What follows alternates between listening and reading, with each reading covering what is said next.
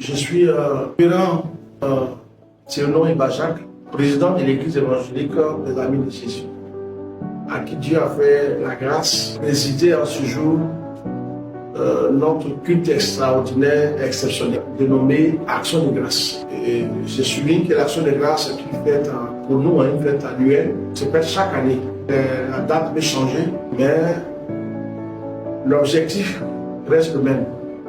C'est-à-dire nous présenter devant la face du Seigneur. Donc l'action de grâce pour nous c'est une fête de réjouissance. Et on doit répondre à la question à savoir pourquoi l'action de grâce. L'action de grâce c'est l'acte de reconnaître les bienfaits de Dieu.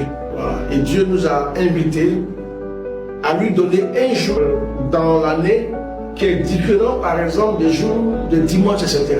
Ça peut se faire un jour de dimanche, mais nous appeler à apporter nos dons à lui l'Éternel Dieu pour ces différents projets qu'il a en vue. J'ai souligné qu'il existe plusieurs projets. Nous savons bien que selon l'évolution du temps, il y a ce qu'on appelle les projets de court terme, projets de moyen terme et projets de long terme.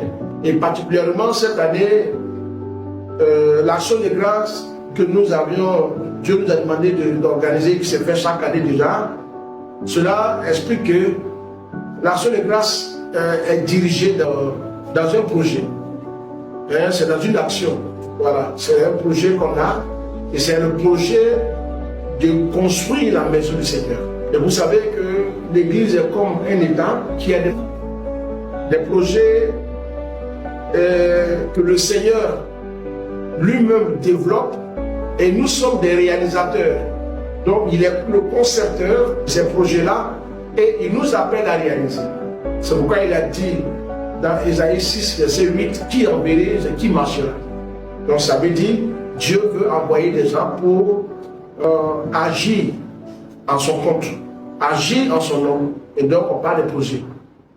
Alors donc cette année 2026, notamment le 14 juin, c'est ce 14 juin-là, est donc dédié au Seigneur.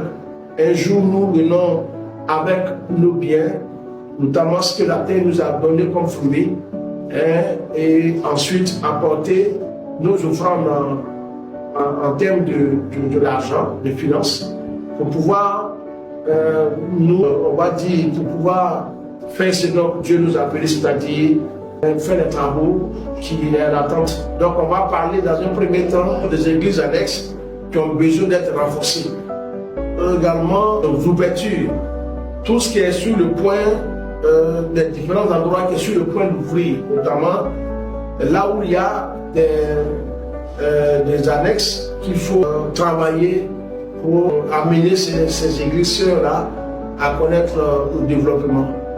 Alors donc nous sommes d'abord dans un premier temps une église mère qui se veut responsable et ensuite qui travaille pour que le monde soit informé et pour permettre à toutes les nations de bénéficier de la prière, l'enseignement et les conseils que donne le Seigneur.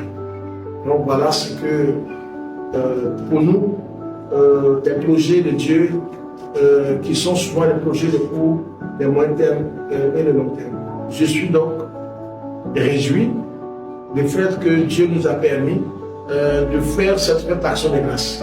Vous savez, lorsque Dieu vous donne un ordre, lorsque l'ordre est intimé, il faut respecter, sans murmure ni contestation. Alors, nous avons reçu l'ordre de nous atteler pour cette action de grâce.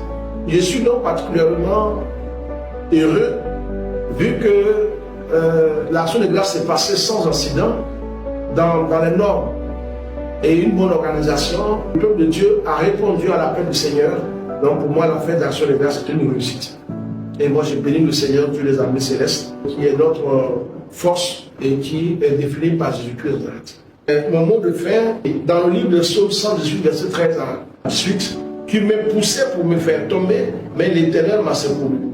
L'Éternel est ma force, sujet de mes louanges, c'est lui qui m'a sauvé. Verset donc 15, des cris de triomphe et de salut s'élèvent dans les tentes des justes. La droite de l'Éternel manifeste sa puissance. La droite de l'Éternel est élevée. La droite de l'Éternel manifeste sa puissance. Je ne mourrai pas, et je vivrai et je rencontrerai les œuvres de l'Éternel. L'Éternel m'a châtié, mais il ne m'a pas livré à la mort. Ça veut dire que nous avons, à la fin de ce verset 18, il dit que l'Éternel l'a châtié. Châtié, c'est-à-dire que le Seigneur, on va dire, l'a sanctionné pour une faute qu'il aurait commise. Maintenant, vu que chacun de nous avons vu des situations terribles, des situations de tristesse, des situations on va dire, qui nous accablaient, et Dieu nous a fait sortir, nous a pas laissé là. Donc, en signe de reconnaissance, vu qu'il nous a fait sortir de là où nous étions, et donc cela voudrait dire que nous devons lui être reconnaissants et lui dire merci. Alors Dieu nous a tous secourus. Donc pour cela, il faut lui être reconnaissant. Il faut marquer un temps d'arrêt pour lui dire infiniment merci. Merci et encore merci.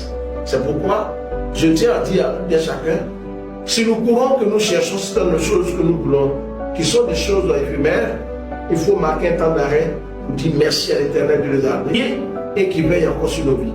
Bien, frères et sœurs à Christ, que le Seigneur bénisse. Et je vais dire merci au Seigneur pour le monde entier. Merci au Seigneur pour tous ceux qui nous suivent de loin comme de près et par qui nous avions reçu, n'est-ce pas, des félicitations, des encouragements.